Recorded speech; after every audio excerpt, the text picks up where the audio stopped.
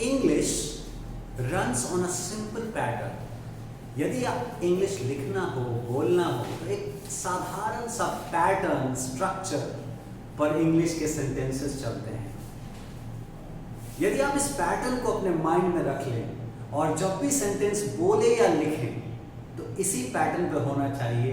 वो पैटर्न है subject and verb. Subject जिसके बारे में हम बात कर रहे होते हैं। Suppose if we are talking about computer, तो कंप्यूटर क्या करता है? कंप्यूटर वर्क्स, कंप्यूटर काम करता है। So one is subject, the other is verb. और इसी तरह से उसी में सब्जेक्ट वर्ब के बाद ऑप्शनल वर्ड्स, यानी कि जरूरी नहीं, ऑप्शनल वर्ड्स चाहे तो आप लगा सकते हैं, चाहे आप नहीं लगा सकते हैं, लेकिन किसी भी सेंटेंस के लिए जो मिनिमम रिक्वायरमेंट है वो है एक सब्जेक्ट और एक वर्ब। एडिशनली आप उस सब्जेक्ट में optional words like adjectives, adverbs, preposition plus noun, object, ये सब लगा सकते हैं। और किसका कहाँ यूज है पूरे डिटेल में बताएंगे। अंत तक वीडियो देखिए कि कैसे। My name is Pratap Manish, English language and author of correct your English. और इस बुक को लाइन बाय लाइन समझने में आपकी मदद करेंगे और आपका जड़ से, बेसिक से इंग्लिश राइटिंग और स्पीकिंग मजबूत करेंगे। Keep watching videos of the series correct your English and this book we will start from page number 1. Let me show you the visual of the book. The book is in hand and this is available on Flipkart and Amazon. You can order either online or directly from the Pace Institute. Well, here we go to the directly sentence patterns. क्योंकि sentence pattern basic होता है। यदि आप English लिखेंगे, बोलेंगे तो बहुत सारे parts of speech function करते हैं। Noun होता है, pronoun होता है, वर्ब हो सकता है, एडजेक्टिव एडवर्ब लगा सकते हैं, प्रीपोजिशन और कंजंक्शन लगा सकते हैं, फ्रेजेस हो सकते हैं, क्लॉजेस हो सकते हैं, लेकिन इन सब के बारे में पजल होने की जरूरत नहीं है, आपको कंफ्यूज होने की जरूरत नहीं है, क्योंकि मैं आपको स्टेप बाय स्टेप बताऊंगा कि कैसे सेंटेंसेस फॉर्म करते हैं, कैसे सेंटेंसेस बनाते हैं और सेंटेंसेस में किन पार्ट्स ऑफ स्पीच का क्या फंक्शन होता है और कैसे आप करेक्टली लिख सकते हैं और बोल सकते हैं। So here Yes, so again back to the structures.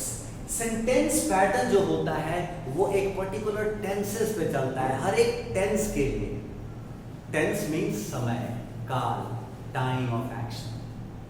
तो जब भी हम कोई sentence लिखते या बोलते हैं तो एक certain time पर होता है, या तो वो present time की बात होती है, या तो बीते हुए past time की बात होती है, या फिर आने वाले समय के लिए future time, future tense की बात होती है। तो जब भी हम लोग let's practice the most talked about, सबसे ज्यादा कॉमन वर्ड सेंटेंसेस होते हैं प्रेजेंट टेंस में। यदि आप किसी भी लैंग्वेज के ऊपर कमेंट करना चाहते हैं तो सबसे पहले प्रेजेंट टेंस में आप पारंगत होइए, be expert in present tense and then you will be definitely able to have the command over the language slowly. तो सबसे पहले हम बताएंगे कि सब्जेक्ट क्या होता है। सब्जेक्ट जो होता है जिसके बारे में हम बात कर रहे होते हैं, जैसे हु, सब्जेक्ट को हु किसके बारे में बात कर रहे हैं, या विच, तो हम लोग कंप्यूटर के बारे में बात कर रहे हैं, कंप्यूटर सब्जेक्ट हो सकता है। और फिर वर्ब क्या, तो सबसे ज्यादा प्रेडिकेट का जो सबसे इंपॉर्टेंट पार्ट है वो है वर्ब। प्रेडिकेट का सबसे इंपॉर्टेंट पार्ट वर्ब होता है। सब्जेक्ट और प्रेडिकेट में बहुत सारी चीजें हो सकती हैं, जैसे वर्ब हो सकता है, एडवर्ब हो सकता है, एडवर्ब के बाद प्रीपोजिशन प्लस ऑब्जेक्ट यानी कि प्रीपोजिशन प्लस नाउन या प्रोनाउन हो सकते हैं। इस तरह से सेंटेंस बड़ा बड़ा हो सकता है, लेकिन जो मिनिमम रिक्वायरमेंट है सेंटेंस का उसमें है कि सब्जेक्ट प्लस वर्ब, वर्ब जो प्रेडिकेट को डिनोट करता है। तो आप स्मॉल सेंटेंसेस बनाना चाहते हैं तो बोलेंगे आई गो, ही गोज, फर्स्ट पर्सन के साथ सिंपल फॉर्म वर्ब आई गो, और third person he, she, it. He, she, it के साथ आप गो नहीं बोल सकते हैं, क्योंकि सब्जेक्ट के साथ जो वर्ब अग्री करता है वो हमेशा SES, यदि सिंपल प्रेजेंट टेंस में है तो पेयर फॉर्म में SES लगा होना चाहिए, उसको कहते हैं simple present form. He goes, she goes, it works, computer works। तो यहाँ पर कंप्यूटर के साथ वर्क्स लगा हुआ है, कंप्यूटर काम करता है, इसका हिंदी है कंप्यूटर काम करता है। आई रन, आई रन्स नहीं, I run, I run. We run, you run, he runs, she runs, it runs, it works. तो जब भी हम ही, शी, इट या किसी पर्टिकुलर नाउन के बारे में बात करते हैं, उसके साथ वर्ब में एस लगेगा, तभी ये simple present tense subject verb agreement होगा, तभी ये करेक्ट होगा। आगे ही वॉक्स, फिर मैंने बताया ही, शी, इट और किसी पर्टिकुलर नाउन के साथ हम लोग वर्ब में एस डालते हैं। ही वॉक्स, वह चलता है। शी राइट्स, वह लिखती है। She writes. तो ये हुआ हमारा बेसिक पैटर्न।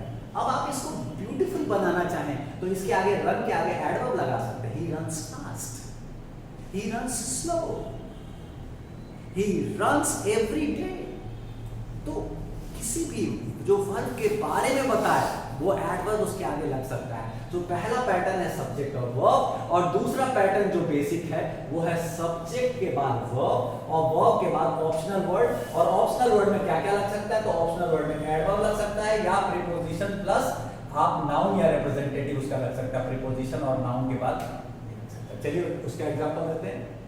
जैसे पहले सेंटेंस में हमने लिया था कंप्यूटर वर्क्स, तो दूसरे सेंटेंस में हो जाता है computer works fast. Computer works fast यानी कंप्यूटर काम करता है। कैसे काम करता है? हाउ। एडवर्ब क्या चीज बताता है? आपको हमेशा याद रखिए, हाउ। सब्जेक्ट क्या बताता है? हु। ऑब्जेक्ट क्या बताता है? व्हाट एंड हुम। व्हाट एंड हुम ऑब्जेक्ट बताता है।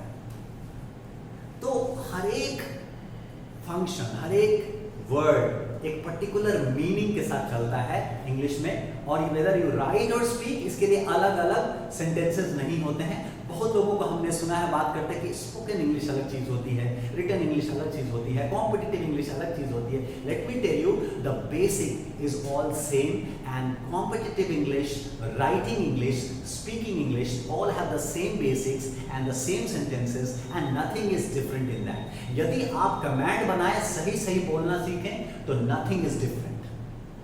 वैसे तो बोलने के लिए हर एक भाषा, whether it is हिंदी और any particular language, most of the people colloquial language में बहुत सारे मिस्टेक्स करते हैं और उसको एक्सेप्ट कर लिया जाता है।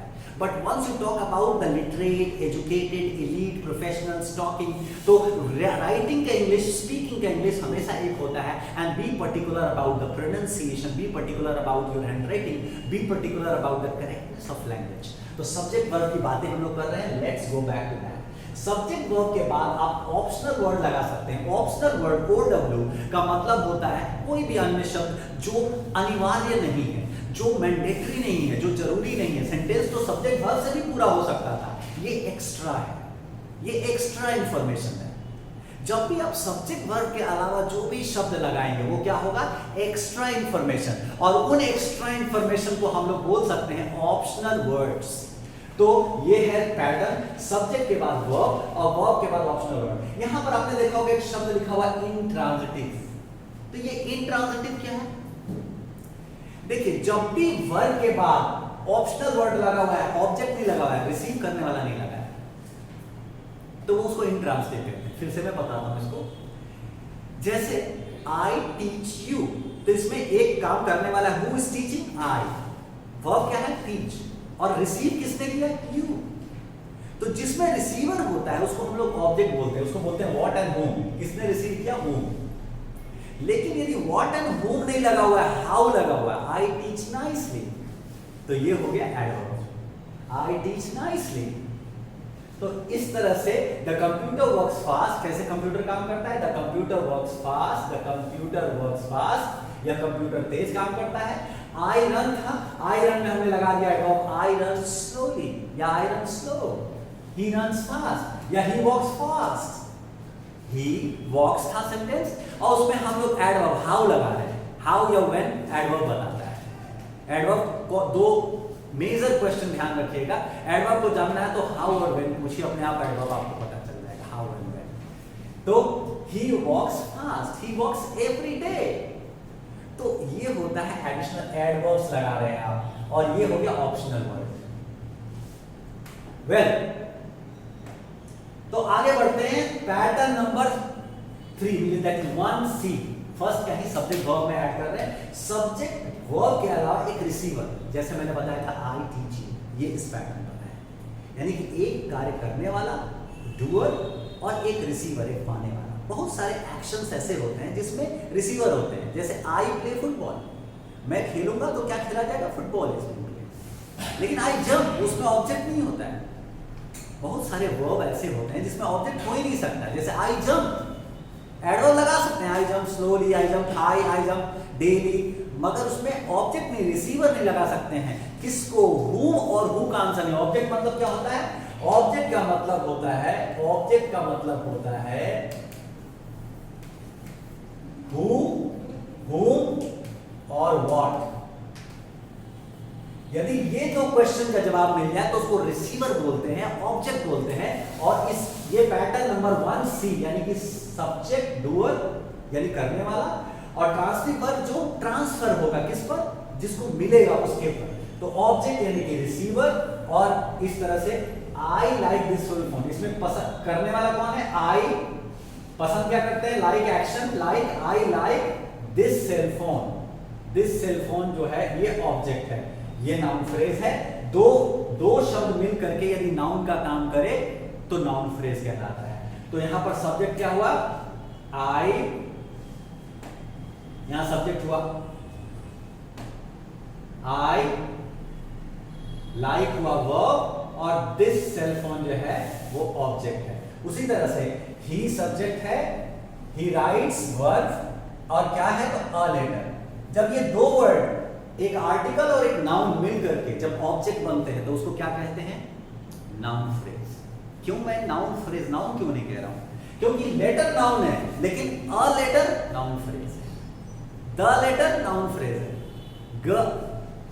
He likes a girl, he likes a girl, he subject है, डूअर, लाइक्स वर्ब है, और अ गर्ल रिसीवर है उसके पसंद का। So he likes a girl. यदि he likes a beautiful girl तो a girl या a beautiful girl noun phrase हुआ, क्योंकि ये 2-3 शब्द मिलकर के रिसीवर का काम कर रहे हैं तो इसको नाउन फ्रेज कहेंगे। अकेला वर्ड नेमिंग वर्ड को नाउन कहते हैं, किसी भी नेमिंग वर्ड को नाउन कहते हैं, और किसी भी नेमिंग वर्ड के बदले आए हुए सिंगल वर्ड को प्रोनाउन कहते हैं। तो इस पे भी हम लोग चलेंगे। पैटर्न नंबर सिर्फ 1 में ही मैं आपको बताऊंगा फिर सब्जेक्ट में कि नाउन क्या है, प्रोनाउन क्या है, वर्ब क्या है, वर्ब क्या, ये सब चीजें भी बताऊंगा भी जस्ट ये पैटर्न नंबर 1C के बाद। I like this cell phone, he writes a letter, you help me. यहां पर एक एक प्रोनाउन है, देखिए यू हेल्प करने वाला, फिर हेल्प हुआ और फिर him, you help him, you help him एक सब्जेक्ट। एक जब सिंगल वर्ड का सब्जेक्ट हो और सिंगल वर्ड का और वो रिप्रेजेंटेटिव वर्ड हो, जैसे ये नेम नहीं है, नेम का रिप्रेजेंटेटिव है you, help him. Him noun नहीं है, इट इज नॉट नेम, तो ये नाउन नहीं है, ये नाउन नहीं, नाउन के बदले आया है, ऑब्जेक्टिव केस में रिसीवर है, तो इसको कहते हैं प्रोनाउन इन ऑब्जेक्टिव केस। इसको कहते हैं subjective case noun, subjective case pronoun, इसको कहते हैं ऑब्जेक्टिव केस। सब्जेक्टिव केस मतलब सब्जेक्ट डूअर, और ऑब्जेक्टिव केस मतलब रिसीविंग। यदि रिसीविंग एंड में है तो उसको ऑब्जेक्टिव केस प्रोनाउन कहेंगे और इसको सब्जेक्टिव केस प्रोनाउन कहेंगे। और प्रोनाउन क्यों कह रहे हैं, क्योंकि ये किसी नाम के बदले आ रहा है। चलिए हम लोग मेन डेफिनेशन के बारे में आते हैं कि सब्जेक्ट में क्या क्या हो सकता है। सब्जेक्ट में नाउन हो सकता है, नाउन का मतलब होता है naming word, name of anything, name of person, name of place, name of a process, name of a circumstance, name of a condition, name of a feeling, name of, तो चाहे वो एब्स्ट्रैक्ट नाउन हो, material noun हो, collective noun हो, किसी तरह का noun हो, नाउन फ्रेज हो, वो सब्जेक्ट बन सकता है। तो नाउन भी सब्जेक्ट बन सकता है और प्रोनाउन भी सब्जेक्ट बन सकता है और नाउन फ्रेज भी सब्जेक्ट बन सकता है। इसके अलावा वो नाउन जो वर्ब से बने हैं, जैसे कि जीरंड और इंफिनिटिव्स, फुल इंफिनिटिव्स, ये भी सब्जेक्ट बन सकता है। जैसे स्मोकिंग किल्स पीपल, इस पे सेंटेंस मैंने बताया, स्मोकिंग किल्स पीपल। चलिए मैं डिस्कस कर लेता हूं, ये क्लियर हो जाएगा। Smoking kills people. अब बहुत लोगों से मैं पूछूं, लर्नर्स से, नए सिखों से, तो स्मोकिंग को ही वर्ब बोल देंगे, नहीं, हर एक आईएनजी लगा हुआ वर्ब नहीं होता है, क्योंकि वो वर्ब का काम नहीं कर रहा होता, वो सब्जेक्ट की जगह लगा हुआ है। यहाँ पर इसको जीरेंड कहते हैं। जब भी वर्ब का आईएनजी फॉर्म सब्जेक्ट या ऑब्जेक्ट का काम करेगा तो उसे जीरेंड बोलते हैं, और ये एक तरह का नाउन है। तो स्मोकिंग के बारे में हम बात कर रहे हैं। किस चीज के बारे में बात कर रहे हैं हम लोग? धूम्रपान के बारे में बात कर रहे हैं कि धूम्रपान क्या करता है? किल्स, यानी कि मारता है। किसको मारता है? लोगों को। Smoking kills people. तो यहाँ सब्जेक्ट क्या है? स्मोकिंग। यहाँ पर ऑब्जेक्ट क्या है? रिसीव कौन कर रहा है? मारना, ये किल्स, किलिंग को receive. who is killed? whom is killed? people. So smoking kills people. ये है सब्जेक्ट, ट्रांजिटिव वर्ब और ऑब्जेक्ट, रिसीवर, यानी कि डूअर, वर्ब और रिसीवर। ध्यान दीजिए, जब भी होगा एक सब्जेक्ट है, वर्ब जरूरी है। यदि वर्ब रिसीवर वाला है, यदि ट्रांजिटिव है तो रिसीवर लगाइए। यदि रिसीवर वाला वर्ब नहीं है तो उसके आगे एडवर्ब लगा सकते हैं, उसके आगे प्रीपोजिशन प्लस नाउन लगा सकते हैं। इस तरह से आप सेंटेंस को इलोबरेट कर सकते हैं। यदि आप ब्यूटीफुल सेंटेंसेस बनाना चाहते हैं, यदि आप बहुत ही ब्यूटीफुल सेंटेंसेस बनाना चाहते हैं, तो आपको preposition plus noun, preposition plus noun, preposition plus noun लगाना होगा। चलिए मैं आपको एग्जांपल से बताता हूं कि कैसे प्रीपोजिशन प्लस नाउन लगा करके अपने सेंटेंस को लंबा इलोबरेट करते हैं। और जैसे कि मान लीजिए आई रन है, ये सेंटेंस है आई रन, आई सब्जेक्ट और रन वर्ब, और ये हमारा बेसिक स्ट्रक्चर है, बेसिक क्लॉज का पैटर्न है। क्लॉज बोलते हैं मिनिमम मैंडेटरी को, सेंटेंस के मिनिमम रिक्वायरमेंट को क्लॉज बोलते हैं। और उसके बाद एक सेंटेंस में कई क्लॉज हो सकते हैं कंजंक्शन वगैरह लगा करके। तो आई रन को लंबा कैसे करेंगे? देखिए, आई रन के बाद दो ऑप्शन है लंबा करने के। या तो एडवर्ब लगाइए कि हाउ और व्हेन लगा दीजिए। I run how, I run fast, I run quickly, I run daily, when, I run daily. एक तो ये तरीका है। अब इसके बाद आप चाहेंगे कि और लंबा करना है तो बड़ा अच्छा है। अब देखिए मैं बताता हूं यहाँ पर, जैसे हमने यहाँ तक लंबा किया था I run daily, I run daily. मान लीजिए हमने पहले किया एक सब्जेक्ट, किसने? हु, क्या, कौन सा एक्शन हो रहा है? तो रन, आई रन। और हाउ, व्हेन का मैंने डेली लग किया। I run daily in the playground. In the playground क्या हुआ? Preposition plus noun.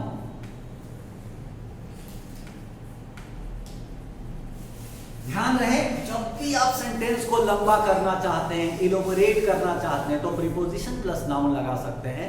जैसे I run daily in the playground with friends, फिर से प्रीपोजिशन प्लस नाउन। जितनी बार प्रीपोजिशन लगाएंगे उतनी बार फिर से नाउन या उसका रिप्रेजेंटेटिव आएगा।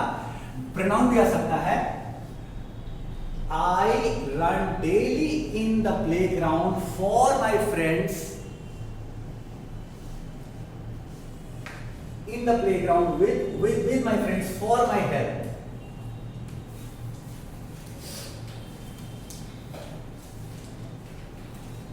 देखिए सेंटेंस लंबा हो गया। आई रन से कितना लंबा हो चुका है? आई रन एक छोटा सा क्लॉज था, उसको हम उसी क्लॉज को हम लोग एलोबरेट किया, और जब फुल स्टॉप लग जाता है तो उसको सेंटेंस बोलते हैं। जब भी क्लॉज में फुल स्टॉप लगा देंगे तो it becomes a sentence.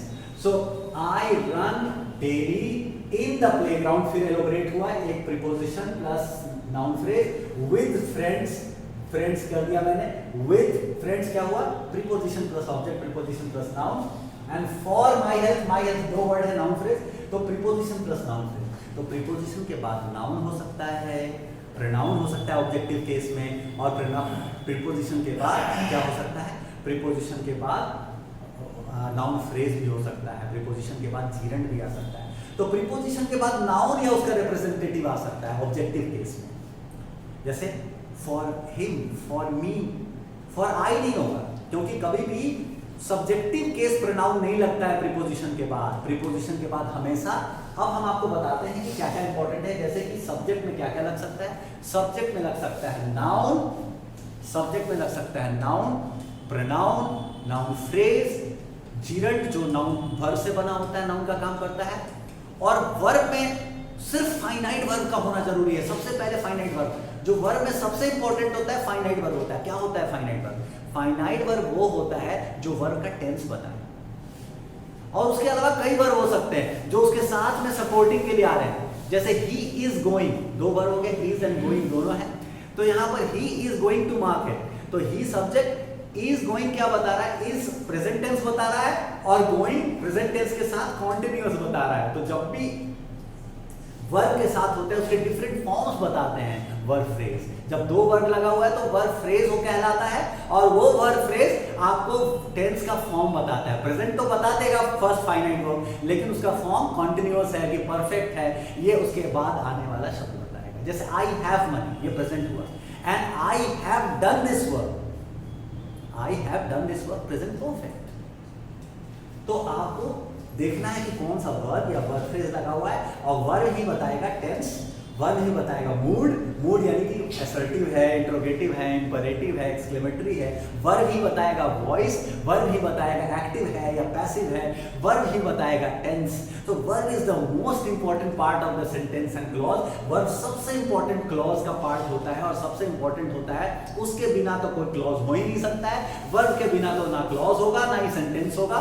Verb को कभी गलत ना इंटरप्रेट करें। मेरे इस बुक में करेक्ट योर इंग्लिश में आपको लगभग 15 पेजेस में वर्ब का लिस्ट है कि कौन कौन से वर्ब हैं, उसका क्या मीनिंग है, उसके कौन कौन से फॉर्म होते हैं। तो बहुत सारा वर्ड पावर कलेक्शन के साथ कैसे कौन सा फंक्शन करता है, noun, pronoun, verb, adjective, adverb, preposition, conjunction, इन सब का यूज डिटेल में लेके जाते हैं। चलिए मैं आपको बेसिक्स में ले जाता हूं। पैटर्न नंबर 2 में स्टार्ट करने के पहले कि लिंकिंग वर्ब क्या होता है, हम आप लोग फिर से चलते हैं नाउन की तरफ। देखिए आप थोड़ा सा कंफ्यूज होंगे कि नाउन क्यों नहीं बताया हमने, प्रोनाउन क्यों नहीं बताया, सीधा पैटर्न। देखिए सबसे पहले क्या होता है, यदि आप स्विमिंग सीखने जाना चाहते हैं, आप स्विमिंग सीखना चाहते हैं, तो उसमें ये पता नहीं होता है कि हाथ पहले चलाना सीखना है या पैर पहले चलाना सीखना है या बॉडी को बैलेंस करना सीखना है, यानी कि सब कुछ एक साथ सीखना होता है।